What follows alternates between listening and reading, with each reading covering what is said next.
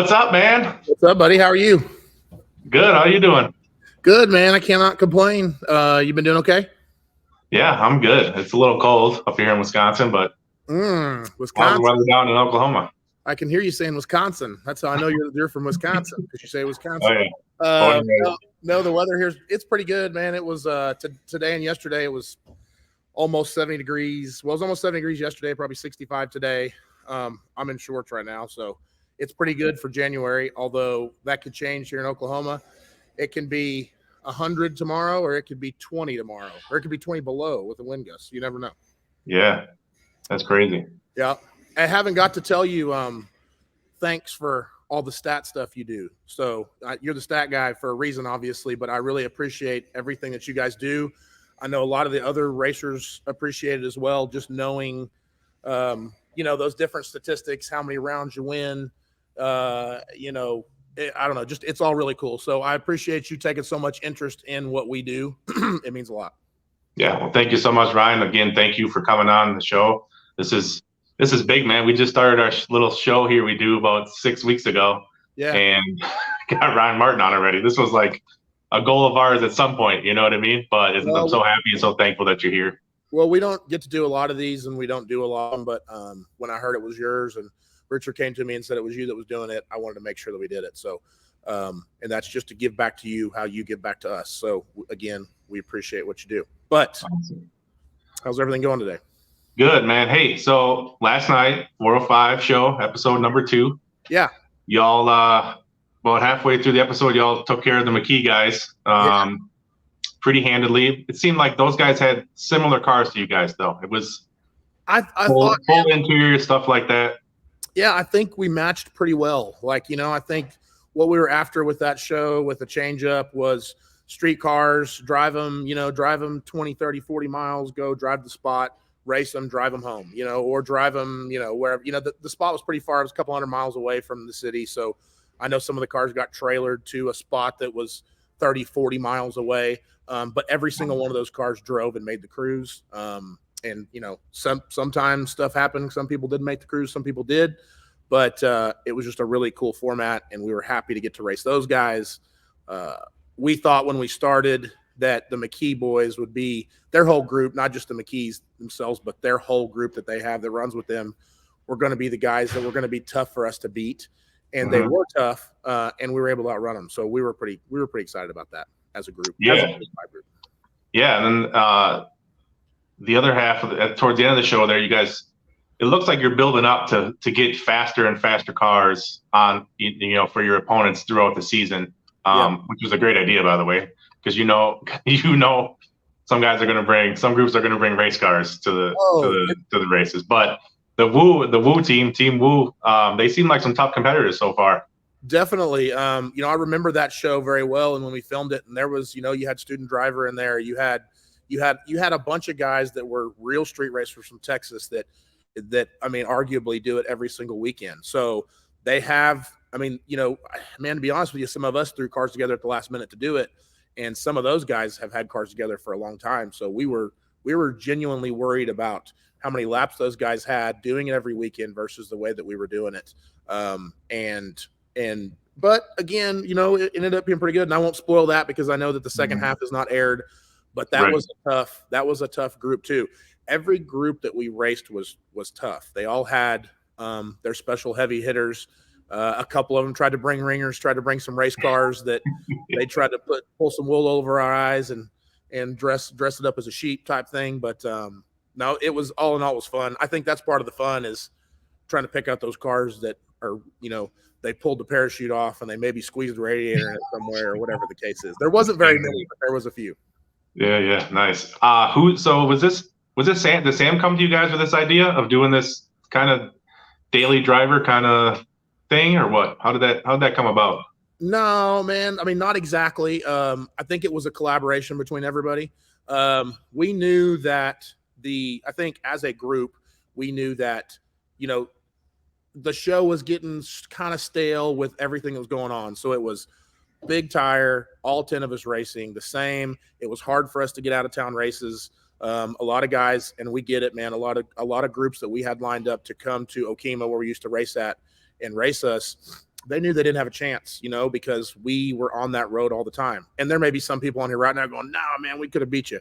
Maybe so, but as a group, we were deadly on that road, and it was because the road was great. We had data after data after data, and it just needed a change up. We were racing each other because we couldn't get people to come race us. So we tried to figure out kind of collectively. And I think one day it was me, Sean, Dave, and Chuck, and maybe even Jeff was around. We were all just kind of sitting around the shop talking about, how can we help the show spark some new life back in it. And it was a collaboration between all of us. We just said, hey, we want to spend some more time in these cars too. Maybe we're all getting old and we don't want to race them as much and we want to drive them around. But for me, driving around with my kid in the back seat and having him go through these towns and cruise with us, and then me taking them out of the car and then going to street racing with it. That was fun, and I think we all shared that. I remember one time I saw Sean drive up in his 55 with his dad and Aiden in the back of it. I don't even think that he had a back seat at the time, but that's how they rolled that car around, Yeah, that's cool. Let's talk about your car you have on the show. It's your So in Endgame, you made a comment that you were looking for a '69 Camaro, and you went out and bought one or two of them. So this one, you have the champagne colored one on the show. Do. So when we were doing the in-game show, it was a build show. Okay. And to the way you've seen the show now, so you kind of see the way we did it. We took a car that was together, blew it apart, and put it back together the way we wanted. We kind of pushed that no cage, not necessarily no cage, but none of the cars had cages. And it wasn't really like, we just didn't want in-game to have it. We didn't want them to be race cars. That's not what the network wanted. That's not what we wanted. And so I get that Chevelle because it legitimately was my dream car for that show. And but I did look at a '69 Camaro a couple times first, and I looked at one. It wasn't right. I looked at one in Tulsa that a guy had, and it was a nice car. It happens to be the champagne color car. But when I saw it, it was a running, driving, had a big block Power Glide nitrous. It's beautiful. Nice roll cage. It had the right wheels and tires. It already had Cal tracks. It already was set up for the most part. It was ready to go street race. The motor was a little soft. It didn't have a lot of power. But for the in-game show, I said, man, I can't build that really because it's already built. So we passed that. Although I always remembered that car. I said, man, if we ever, get to do something different, maybe I get lucky and see if that guy still has it. And so we finished the in-game show, and then boom, up comes the idea of the OG show. Obviously, the Fireball didn't really fit the criteria of driving him around, back seats and full interior and all that stuff. It ain't got none of that, right? So, but that '69 did, and it was months later. And I just I saved the guy's phone number, and I reached out to him and said, "Hey, man, you still got that car?" And he said, "I do, but I got a guy that says he's bringing me money." And I said, "Well, has he brought it yet?" And he said, "No." I said, "Well, what if I showed up?" We talked about the price, and honestly, he wasn't asking. He was asking an extremely fair price for it to start with, but he had it for a while. So I don't know. I think I got him to move a little bit on the price. We made a deal, and that was the car that I used for that. It was appealing to me because it was back seat, front, both front seats, back seat, working headlights, blinkers, full cooling system, and it was literally made to be a street car. The motor wasn't great that was in it. It was a 598, but it was Chinese headed. I don't know, single carburetor deal with a plate that's never been hooked up. So we had to go through a lot of it to get it to be competitive for that show in a very short amount of time, Yeah. That car is beautiful. Thank you. I think it's one of the coolest cars on the show this year. There's a lot of cool cars. I mean, Dominator and his coupe, and I mean, it's cool to see you guys. Cool to see you guys in different cars on the 405 show. I think every car, I could pick through every car, and almost every car has something about it that makes it cool. You got Damon shifting a Chevelle, that was just crazy, and he won quite a few races with that car. And then Dominator's car stands out, and the 55 of Sean's is beautiful, and Jeff's cars are always nice, his 57 and the 69 and Doc's car. And I mean, you just keep going and going and going, and everybody's got a really cool car that I think fits them well. Chuck built that, came up with that little Fox body coupe, twin turbo coupe, and that little car's mean, but that fits him well. Chuck's got 3, 4, 5, 6 Mustangs, so right? it's kind of his brand. Yeah, Worked yeah, out. that thing's fast too. It is. That thing runs really well for sure. Um, so let's switch gears a little bit. Let's talk about the big announcers ahead of PRI. Yep, You guys are going to Australia we are. very shortly. How did We that come about? are. Well, the truth is, I'm not exactly sure, but I'll tell you this. I know for several years they've been talking about wanting to take Street Outlaws internationally somehow and go, Street Outlaw versus the world is what Australia is. So they wanted to take that somewhere that it hasn't been. There's a lot of spinoffs of the franchise, and everyone's been a hit. They've all done well. They all do really good on Discovery, and so I think they wanted to know what was the next big thing that you can do. And I heard different versions of. I think the very first version I heard of this was several years ago. Somebody said Stockholm, and we talked about that a little bit earlier. But I think they did a study on internationally where we have the most fans at, and it ended up being Australia. But in my opinion, Brazil, South Africa, Canada, like there's a lot of groups that have reached out to us, and like we can kind of tell by apparel sales, like internet sales through the shop and things like that, like where we have a lot of fans at.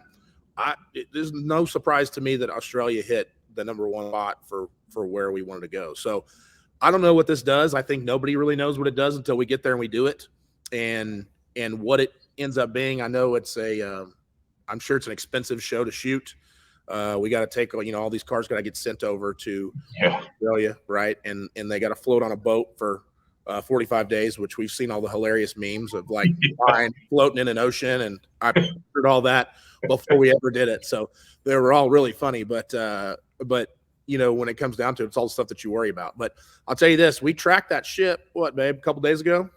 Yeah, and that thing, if it's not in Australia, it is very, very close. So it's made it, do what? It wouldn't surprise me if somebody told me that was sitting at the port, but it's made it 90% of the way there for sure. So far, so good. Like, that's got to feel good. It does, man, because that was the thing, that was kind of the thing was the car that I put in the box. I haven't had very long in it, but it has quickly become very closely to one of my favorite cars.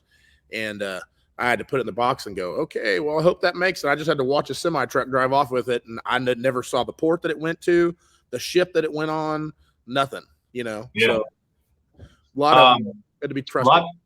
A couple of weeks ago, we had Lutz on, and he said he's bringing his GTO actually over to Australia. Yeah. He said he was going to be the only big tire guy bringing his car over there. He'll be the only big tire guy. I think Robin Roberts is going as well, and I believe his car is on big tires. Oh, okay. And I feel like there's somebody else, but he is one of the very few. Yeah, I think most of us are on small tires. Okay, and you want to talk about which car you're bringing? Sure.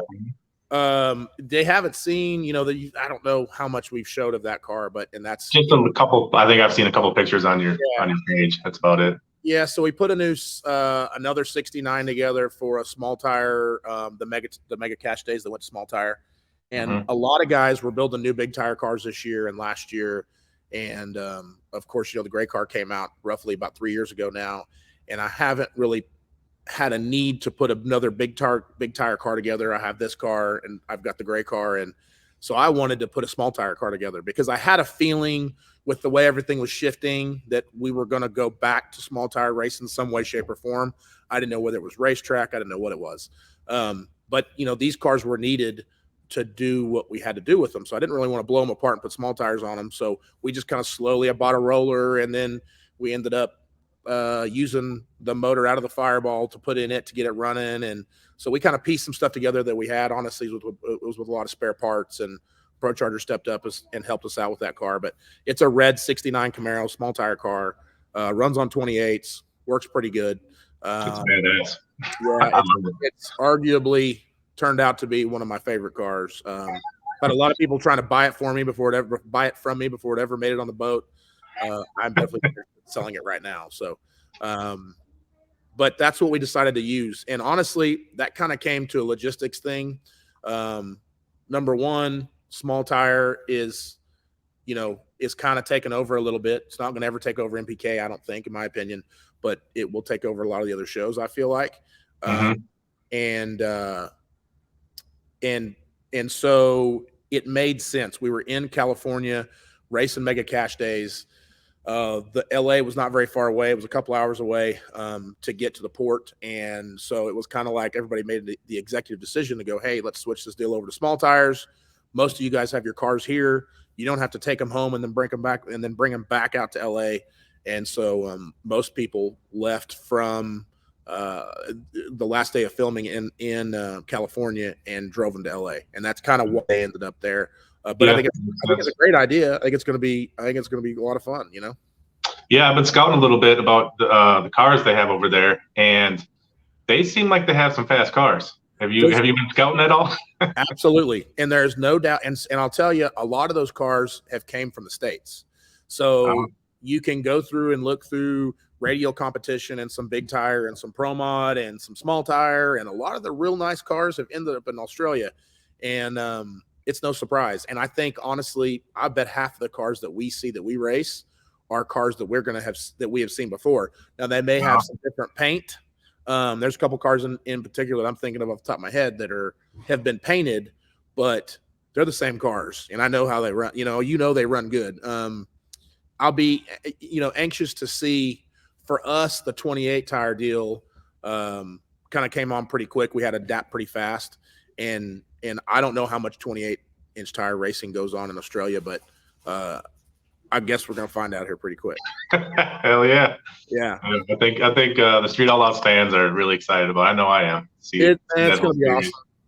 I'm excited for the experience to get to go over there, and just get to see how other people race and other country races, and I know it's probably very similar. I have my good buddy Frank. Thanks, bud. I have my good buddy Frank that races over there, and no, I'm good, bud. So I know that they're very similar, and what they do is very similar. And a couple of the tracks that I saw were really, really nice. I think Sydney looks like it's a really good track. So it's going to be interesting. For me, part of what we do and racing, and one of the exciting things about what we do is getting to go to all these new racetracks. And for me personally, this is a whole nother batch of racetracks that I may never have gotten to go to in my entire life. Yeah. So it's going to be a pretty cool deal in itself. That's awesome. So recently we finished up season 5 of No Prep Kings. Yep. You won your 3rd championship. Yes, so what did it mean to you to win 3 in a row? Was this, just from the outside looking in, this had to be, I know it came down to last race like they always do, but this one seemed like this might have been the toughest competition you've had in the 3 seasons. This was a weird season, and the reason why I say that is because the second half of MPK season 5 was some of the toughest competition that I had. The first half, I didn't know how we were doing as well as we were doing. That's not to take away from anybody, but just we had a really good first half of the season, to where I was thinking to myself, like, is this how this whole season is going to be? Because when we started out with a really good car, we didn't really change much from the year before. We just jumped on, adapted to the new weight change, found us a little bit more power, and got after it. Went and made sure we had a good, consistent working car like we did the year before. And so the first half of that season went really well. And the second half, there's some teams that really stepped up and made that very extremely hard. And I could be mistaken, but I believe that all through season 4, every winner of the last race was the one that won the championship. And you, of all stat guys, might know that. But that being said, I'm pretty sure that's right, because I know the past 2, I won the final race and I won the championship. Well, this one was a little different. So, I got my ass kicked first round and got taken out first round and was still able to pull the championship win off. But that could have went the other way extremely, extremely easily. But, Jim Howe came through there and just wrecked everything, in that last race. He really did. He took the win out of my sails first round, but then right away he took the win out of Kai's sails too. So he picked his program up dramatically the last 3 or 4 races for sure. And he's going to be tough next year for sure. Now, we don't know about rule changes. I don't know what it's going to do to all of us, right? So I don't know. We don't know what right now. We don't know what car we're running. We don't know what combination we're running. We're prepared, but we don't know what we're doing. So, there's we've speculated we've speculated what the rule changes might be, but we don't really know. All we can do is guess and try to make the best educated guess that we can. So I don't know. Yeah, and I mean, in my mind, I don't, it was close. There was like the Pro Chargers, the Screw Blowers, and the Nitrous all had 3 cars in the top 10. I mean, that's about as much parity as you can get with the combinations. That's what I think too. But the problem is first half of the season, right? So first half of the season, well, I won too many races. So the Pro Chargers were unbeatable. You couldn't outrun them. Nobody could outrun them. It was an impossible. Your Screw Blower can't run with it, and all this type of stuff. Well, we figured out very quickly that was not the case, but it took the guys a little bit of time to be able to figure out those screw combinations. But in my opinion, it was close. And of course, everybody's going to say that I'm saying this because I won the championship, but I think the rules are close. Like you leave them alone, you're going to get a diversified group of winners for next year. Everybody likes to see fast passes and cars making good licks. And if you slow them down, if you change the tires, if you take horsepower away from certain combos, what's up, Bubba?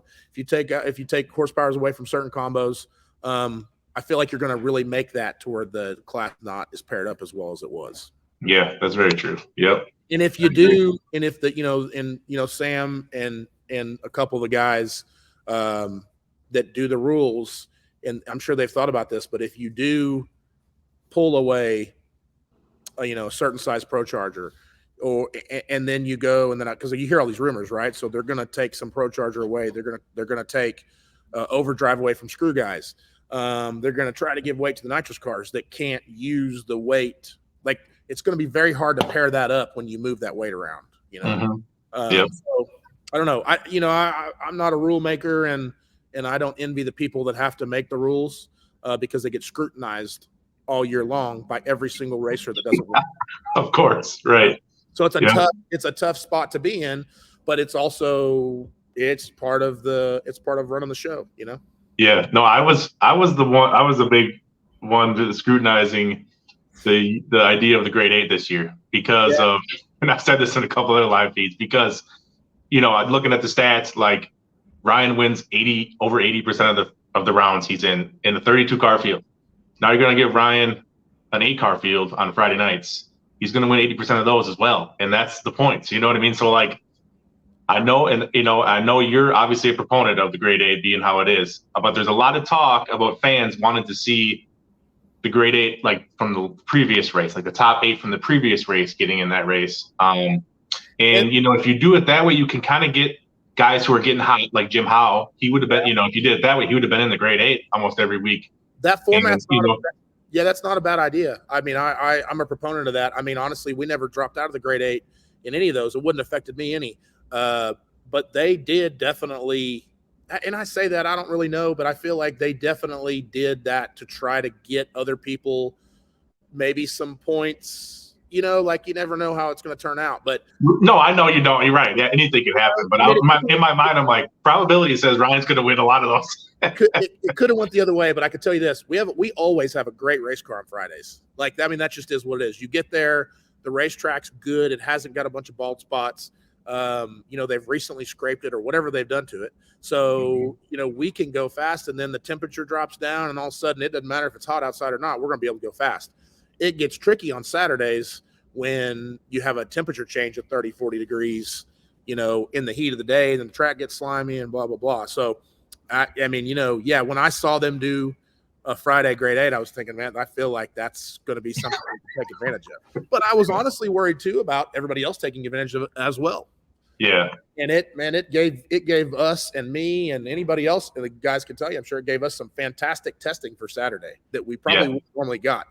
Because when you're running grudge passes, and I run Murder Nova a lot in grudge racing, I may not necessarily do the same thing on a grudge pass that I'm going to do if I'm racing Lizzie in the finals of a grade 8. Right. Yeah. But if I hang everything out and we blast some crazy pass off on Friday because I need to try to outrun her for the 20 points, the $15,000, well, that gives me a lot more information for Saturday. So Yeah. there's pros and cons. I don't think everybody thought it through. When I heard about it, I don't even think I thought it through. But we just kind of rolled with it when it happened. Yeah. Oh yeah. So let's talk about a little bit about next year. So there's going to be 15 races. Yep. In probably around 6 months. Uh, That is that sounds worse than last year as far as how it's going to go. The problem. This is funny because we're a product of our of what we're doing here, and so making Street Outlaws popular and good, and taking it worldwide and everything else.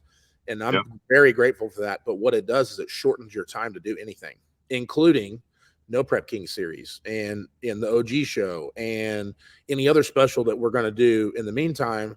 And it makes it to where we're working a lot, which we're all thankful for sure. But there's not any downtime. So No Prep Kings is going to get, this deal with Australia is really going to cram No Prep Kings together. And yes, it's going to be probably for traveling. It's going to be one of the toughest years that we've had. I anticipate anyway. Yeah, for sure. I know, to go back to the grade A thing, from a TV standpoint and from fans, I know it's having the grade A. I mean, the team attack was cool. Everybody liked the team attack, but I know from fans that you want to have and TV standpoint, you want to have your best drivers driving on Friday night. You know what I mean? So I think that was a great idea that they actually went to that. And I would expect that that's going to be something very similar next year. I would think. Well, just for the fans on Friday nights, You're right. Let's think about what it does. So Friday nights in the past, we had some testing, right? And we would grudge race, but again, nobody's going to hang. Nobody's going to get crazy. They're not going to try to break parts on Friday night. You're not going to see some blazing record passes because it wasn't for anything. And so you would see a few fans trickle out of there on Friday nights. And so what this does is it gives everybody a purpose. So it gives all the drivers that are there to compete a purpose, and it hangs everybody around to continue to watch. Gives them a race on Friday, gives them a race on Saturday. I mean, honestly, it's smart when it comes down to keeping fans in the seats. Those people are there to see something crazy and wild and fast, and they want their favorite driver, whoever that is, to make the best pass they've ever seen while they're there to witness it. And yeah, that's very true. Man, that's I think they went away. I think it helped going away from the first round. So they, I don't know if you remember this or not, but there was a first round. So they did a deal where first round for the Invitational was Friday night. Yep. That's how it used to be. Yep. Yeah. So they went away from that, I think, to go to this format because inevitably, accidentally, whatever, some of your favorite drivers would drop out Friday night and they wouldn't even race on Saturday. Yeah. So they wised up to that and they realized, hey, we need everybody to race. And that is the right move, And so then they came up with this grade 8. And I think Sam is really good about not keeping things stale. So any format that could be changed up or needs to be changed up for, purpose of just stirring things up, he's going to do. So, it won't surprise me to see some type of spin on the grade 8, some version of it for next year. Mm-hmm. Yeah. I'm sure you'll come up with something. It'll be cool. Yeah. I just had a couple questions for you, Ryan. Back in my day, I played a lot of football, and I was around a lot of superstar football players, and I always asked them questions about, how they got to that level. I mean, when did you realize that you were really good at drag racing? When did that dawn on you? I don't know. That's a tough question. I don't know. I think we're still. I don't know that we still think, hey man, we're really good at drag racing. And I know that's weird to say, but I feel like we're constantly learning and we're constantly doing things that are better. And then, than I did the week before or the month before or the year before or whatever. So it's hard for me to not, well, I'm still learning because we are. I take it very seriously. I don't know, when I'll try to answer the question the best I can. Probably when we were able to win our second championship, it kind of set in like, hey, we've kind of set the standard for No Prep Kings. And, but, I think us winning the second championship made everybody realize it wasn't a fluke. like, hey, we won because we hustled, and we're going to hustle again, and we're going to win again, and that's what we did.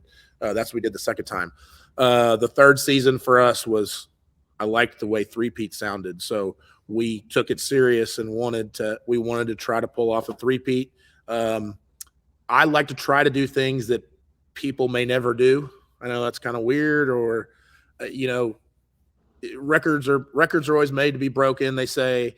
But if there's not any records to break, then it's real easy. So, for us to pull off 3 championships in a row, arguably No Prep Kings may not have another racer do that. So that's what kind of strived us to do it. So I don't know. I guess to answer your question, I think last year kind of hit that we were pretty good at what we did, but I think still learning. And I don't go out there every day, that we go race and go, yep, I'm the fastest guy here. I go out there and go, ooh, okay, he's going to be a pain in the butt. This guy right here, okay, Jim Howe's got his shit together, blah, blah, blah, so we try to take a humble approach and realize that there are other good groups out there that race really well.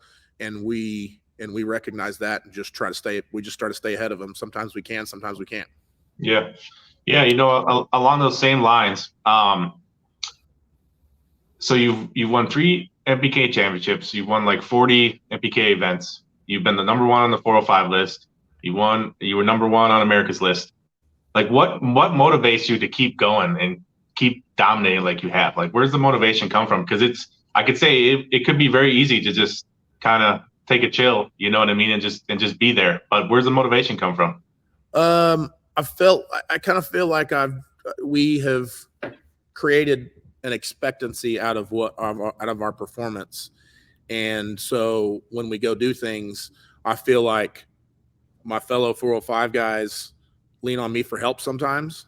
And if I don't know how to help them, then I can't help them, and I can't help them right or whatever. So like, I feel like I got to go out there in the off season and go be the guy to try to be the best that I can, so that when somebody comes to me, I don't not know what they're saying, or I don't know or I can't help them, or I can help them how to make their car work, or whatever the case is. And I'm not saying that I've helped a lot of people. I'm just saying that when somebody asks me, I like to have the knowledge to be able to help them perform. So I don't know. I just, another thing that pushes me is, you mentioned America's list, and that stands out to me. So I sucked the first America's list. I didn't do good at all. Anytime that happens, what drove me to win the 3rd MPK season 3 championship was coming second the first 2. Like, that ain't, nobody remembers who comes in second. They only remember who comes in first, and so I was second the first year. Okay, well, you're the first guy to lose. Good job. That's how I felt. That's how I took it. And so to get me to win MPK, I had to lose those first 2. And if I wouldn't have lost those first 2, I may not have been as driven on everything else that I have been. But I think it's just like everybody else. Like, look, man, haters fuel people. You got a bunch of people saying you're not going to do something. When I first came to this show, and I'm friends with a lot of these guys now, but when I first came to this show, nobody wanted me to be here, and nobody wanted me to do well. And so, we took a radio car to the street and tried to make it work. And everybody said, well, you ain't going to do it. It's not going to work. You're not going to be fast. We're going to watch this guy fail, and he'll be like a lot of these other guys and one and done. Well, that was what pushed us to not let that happen, was everybody saying that we couldn't do it. Yeah. So, could you talk about that a little bit? So, I mean, I remember seeing you with Freaking Rican. Yep. Way early on. How did it come about that you actually got to have your own car on the show and race it? So, me and Freaking Rican have been buddies for a long time, and I don't even know how long at this point in time. I don't know, 15 years probably. And I don't know. I remember I was talking to Chief one day, and we were and the show was getting interesting, and I was thinking, hey, it would be cool to try to do that. And I think maybe, and this has been a long time, so I'm trying to remember for sure, but I think maybe I said something like, what's it take to be part of something like that, or be part of the show or whatever. And at the time, we had a Mustang ready to go that could take a bigger tire than a small tire. And Freaking Rican, if you guys remember him back on TV, was hilarious. Okay. And he had a great personality, and he was He was stupid. He was off the cuff. He did not think before he talked, before he would speak, which is the greatest thing ever for television, right? Yeah. So we just kind of, we just did a deal together basically, and it was, me and Billy took care of the car, and we owned the car, and he drove it, and we just kind of used it as a team thing, but look, he didn't do very good. He was okay. He could drive pretty decent on the track. He did not drive well on the street, and that ended as quickly as it started. But he had a great personality and was hilarious, and people loved to talk to him and watch him. And we would take that car to other racetracks and go have a good time with it. And he would be over in the side talking to every single person at the track, cutting up with them, joking or whatever, versus racing the car or caring what his reaction time was, or trying to beat the guy next to him.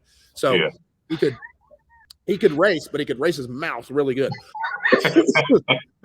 So that started. That's what that started. But that ended pretty quickly. And then I think didn't you help out Jackie for a little bit? Yeah, Jackie Knox. Yep. Mm-hmm. So yes, and I don't remember how. I think Jackie walked into my shop one day, and we were just talking or whatever, and we started talking about the Sonoma that Dave drove, and he was talking about he didn't know what to do with it, but he wanted to put it back together. He had a motor at Morgan & Sons, and they were finishing it up, and he wants the truck back together, but he didn't really have anybody to put it back together. So we kind of took it on and reassembled the truck, took the motor that he brought us and the transmission, the parts, and got some different nitro stuff and just put it all back together. And then he naturally, Dave drove that truck, and it was intriguing to people on TV that Jackie would actually be racing it, because Jackie was known as the guy that just was the owner, and Daddy Dave just drove it. He made that, arguably Daddy Dave made that truck what it was. It's very well known because of him. Yeah. And I think that bugged Jackie a little bit, to where he was like, hey, but I own this truck. This is mine, So he came to us, and we kind of just worked a deal, and it was just, more than anything, just friends helping each other out. And it was us just helping him get the truck together, and we helped him for, I don't know, a season, but it was kind of a similar deal. He didn't do very good. I'd go out and test the truck, and it'd make great hits. And then I'd turn him loose with it on the street. And as soon as the camera turned, it was like the camera button, when it was turned on, it had something that connected with the truck to make the carburetor blow off of the intake. So I don't know exactly what that was. We never really figured it out, but man, it was every time that poor guy got in that truck, that thing would blow the carburetor off of it. So, and Jackie's a great dude. And I think that truck's still around somewhere. I've seen him driving it a few times, but we didn't do very good. He tried a couple, 2, 3, 4 times to make that 10 spot on the list and get down there a little ways, and just didn't make it that far. So I don't know, fast forward maybe a year later, I don't know, maybe not even a year later, I picked up a radial car, really. And it was a Fireball that you see behind me. Yep. And friends of mine were racing that in, basically some Outlaw 10.5, just started racing it in some radial stuff. And honestly, that's kind of what we wanted to do, was go race. We wanted to race 2, 3, 4 times a year. It intrigued me that the car could fit a really big tire on it. So when I went and looked at it, it was in New Jersey. And when I went and looked at it, I looked up underneath the wheel well, and it had a small tire on it, but man, it could take a big tire. You could tell. So I was like, that's cool. That could be a dual purpose deal later on down the road. So we get it, take it out to Vegas, I think, 2014 or 2015. We take it out to one of the radio races in Vegas and go have fun with the car, and just had a good time. We qualified. It seems like we might've qualified number 1 first round. By the time it was all said and done, I think we qualified number 3rd or 4th or something. Did good with the car. Didn't win the race, but had a good time. Brought it back, and I just started playing around to see what would fit on it, and we fit some big old tires on it real easy, real quickly. So took it to the racetrack and started testing on big tires. Started making hits out in front of B&R, and we did a lot of street racing. I probably made 100 hits in front of B&R, in front of the Sonoma. With the Sonoma. So naturally, the thing for me was to take that car out and go out in front of B&R and just let go of the button a bunch of times. We did that. I don't know, 20, 30, 40, 50 hits. before I ever talked to anybody. And then Reaper knew that we were playing with that thing on big tires. And all of a sudden I get a text message that says, hey, if you want to come out and try this thing out, on the show out in Okima or whatever. And I don't want to butcher it. I don't know exactly how it happened, but it was a text message that said, hey, if you want to try this, come on. And it was, and I want to say Chief is the one that sent me the text message. And then we went out and the rest is history, man, basically. And we didn't, we weren't all that fast when we first started. We had a lucky, when we first started on the show, we did a list shakeup. They started with me on the show with a list shakeup, which I could not believe. So immediately I got there. I was like, oh my gosh, I may not even be number 10 when this is over with. I may not even be number 10. And I think we finished, would he finish number 3? It was top 5 for sure. Yep. I want to say we finished number 3 on the list shakeup, and I couldn't believe. I was like, man, the first time I'm on this TV show, all these guys hated me for that, man. And I knew I get it, and I know why they did. I came to their territory, and we got lucky with the list shakeup and ended up number 3. And honestly, we didn't really have a good handle on the car. It was making passes, but it wasn't anything fast. We were watching some of the other guys make hits that we knew were stronger out of the hole than ours was. But we had a big twin turbo motor that made more power than all the rest of the guys. So it would work pretty good on down the road. Yeah. And I think a lot of the guys, and nobody's going to admit this, but I think some of them guys were so nervous to outrun me. I remember in particular, Doc made a goofy mistake and didn't turn his nitrous on against me on one of his passes. And that bumped me up to the top 5. And just, I'm telling you, man, I just got lucky. But pretty quickly afterwards, we got a handle on it pretty good. And we're going back and forth with the, you remember our first nemesis was Chuck, pretty much, right? Yeah, that's around the time Chuck was really fast, number 1 on the list. Yeah. Yeah, Chuck's car was mean, man. That little small block with big tires, Duffy just got done with it, and that thing was tough to beat. And him and I went back and forth. I think he beat me 3-4 times in a row, and I think I got him 2 or 3 times, and we went back and forth 2-1 for a whole season, maybe the second season that I was there, and I think he ended the season at number 1, if I remember right. And then shortly thereafter, we just said, hey, look, we know we need to do. It's got to be fast to the front half. So we just did everything we could to make the car really, work really well down low. And did you do a lot of street racing before the 405? Because it kind of portrayed you as being a track racer, and that for sure, this new track racer is coming in to try to race on the streets. Yeah, for sure. So yes, but I didn't race all those guys. Like, all the guys that you see right now, that started with the Midwest Street Cars, website, and Billy, who was my business partner at the time, he raced a small tire car against a couple of those guys. I think he raced Daddy Dave, and I think he raced Chief, and of course, I would go help him with that. And we would street race, 3-4 nights a week, but just, we were all from Norman. We were basically from a different town. So I wasn't street racing big tire cars. We were street racing small tire. My car was a 28. I had a Fox body that ran on 28s. Wow. And so we would street race that a bit. But as of the time, they weren't wrong. I raced more on the track than I raced at the street. And so I knew the game. They were going to have me come in as the track racer and go, hey, we're going to make this track racer look stupid.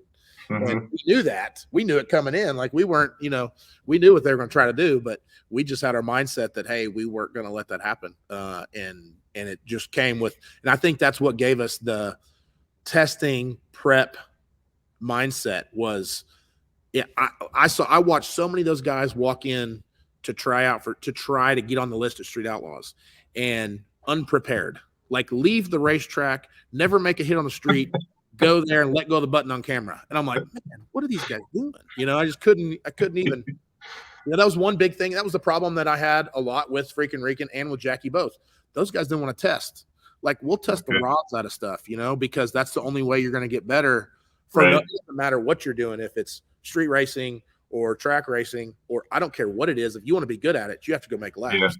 Yeah. And those guys didn't want to do that. And so a lot of times it'd be me in the car making hits before they jumped in on camera and made some passes on camera, So we just took that mindset when we were able to get on the show and just we just beat the street up in front of my shop. And we beat one lane up. To this day, the right lane at B&R is 10 times better than the left lane. And that's because we beat that one lane up every single time. They have so much rubber on it. Yeah, so you were finally on the show, and then I want to say it was like a couple episodes later, you guys went to Memphis, I believe. Yes. And that had to be a crazy experience for you going by JJ and those guys. Yeah, I remember going to Memphis, and look, it's Memphis, and it wasn't like we had to go test, and so we went to this road to go test, and it was not shut down. And I know a lot of the guys didn't want to go make hits on the road or whatever. And I told me and Javi talked about it. I said, hey, if we're going to be good at this, there's only one way to be good at it. Like for us to be good here, we have to go out here and test just like, now it's kind of a norm, right? We all go do a show somewhere and you'll see 10 trucks and trailers scatter and everybody going out to go test somewhere. Yeah.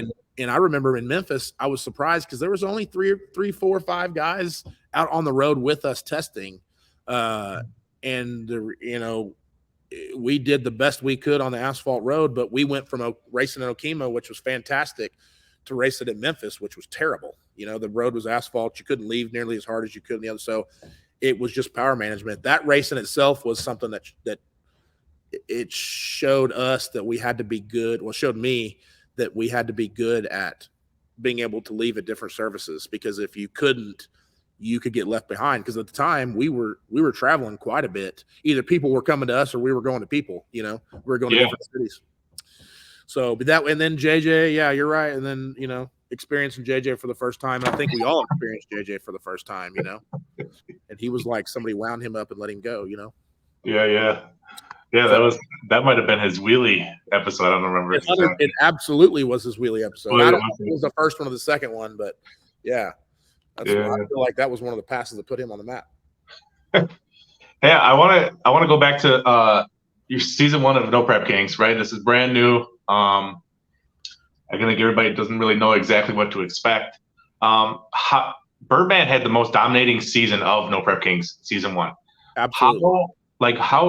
How fast was it? Like, how intimidating was it to line up against Birdman? Because he I think he won 4 of the 7 races he was in, and it was ridiculous, actually, how good he did season 1. Was probably as intimidating for me as it was for him to race me now. Right. That's how I feel about it. I know, I'm serious. So, it's funny because, no, you're right. I mean, when we first started with the Street Outlaws scene, Armageddon was coming around, pretty hot at the time.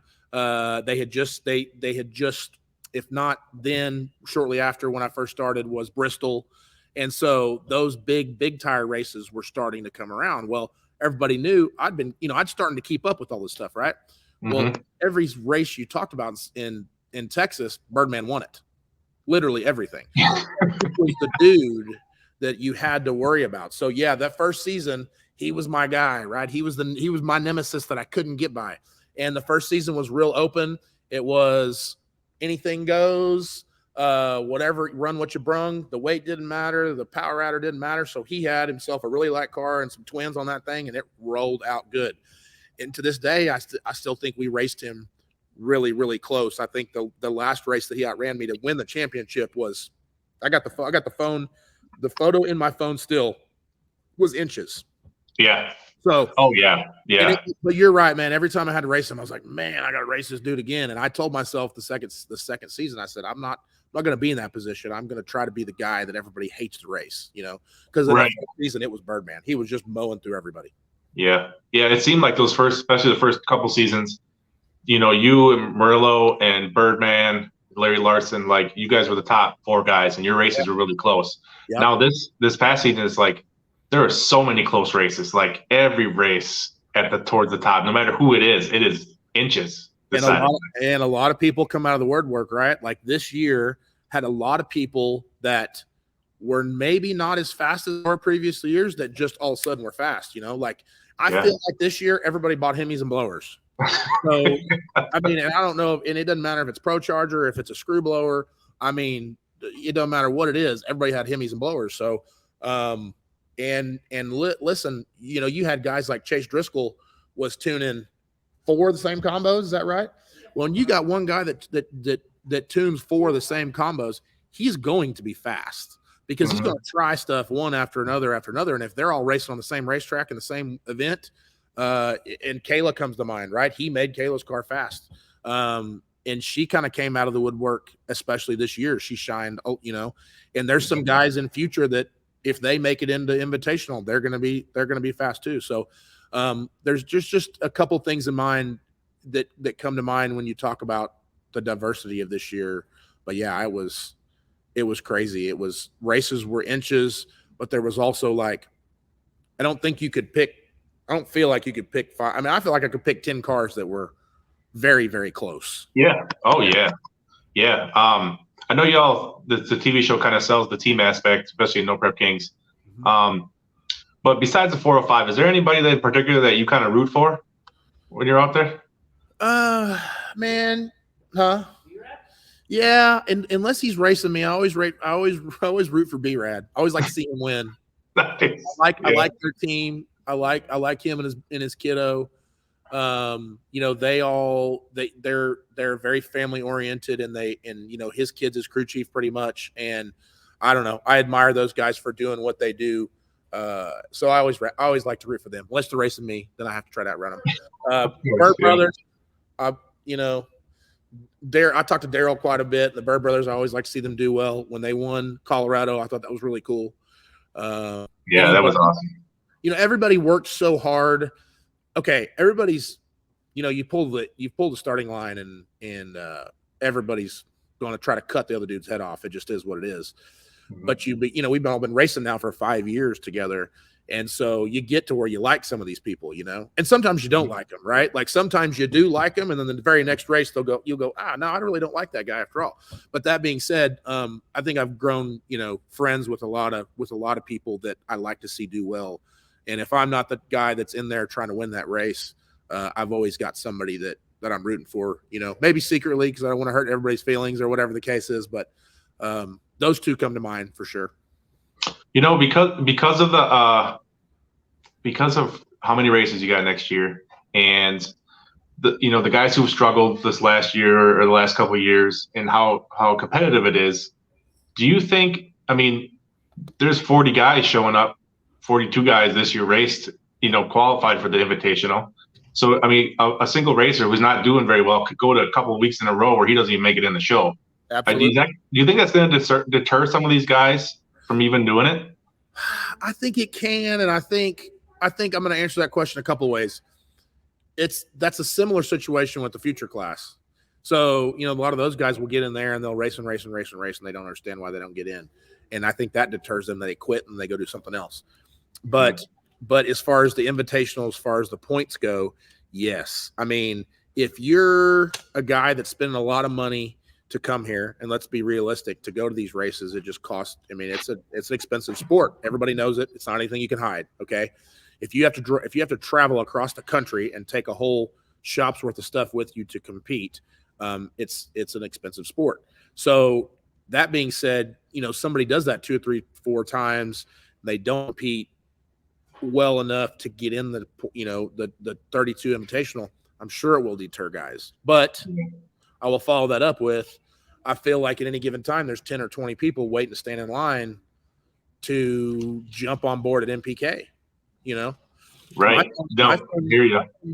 My phone rings off the hook, especially starts right about now, the first of the year, and everybody starts, with, I'm going to say 10 to 20 people that are good racers, that have been good racers for a long time. They go, hey, I want an MPK. How do I get in? And it makes me feel good because I know that we're doing something right, and that we've made the sport popular, and when I say we, I mean not only just the racers, but the Sam and everybody that's putting the thing on, right?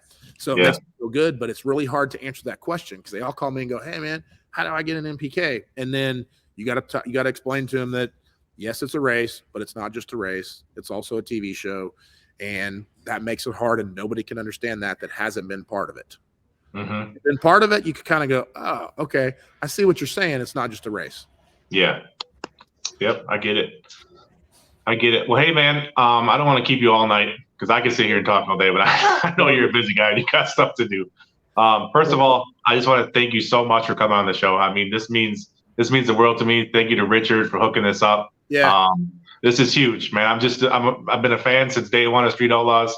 I love what you do, man. You're always a professional about everything you do. And I always wish you luck every time you jump in the race car every No Prep Kings event. So. Well, I appreciate that, and if I haven't told you enough times, and I know I haven't, I appreciate what you do behind the scenes with all your stat stuff and everything. I know that myself and probably every other racer that races with us likes to see their stats and how they do, whether it be to perform better, because a lot of times you think you do better than you do, and then you and then you see it on paper and you go, oh, I need to step my game up, or you see it on paper and you do pretty well, and it gives you something to go, holy cow, I did that, so right, yeah. I just appreciate it because you're the only one that I know that's keeping with it like that. So I mean it, man. Thank you very much. If you Awesome. you ever want to be part of the crew or whatever, come hang out with us for one of the races, you got an open invite for me. Thank you, man. Appreciate it so much. You bet. All right, Ryan. Have a good night. See you, man. See ya.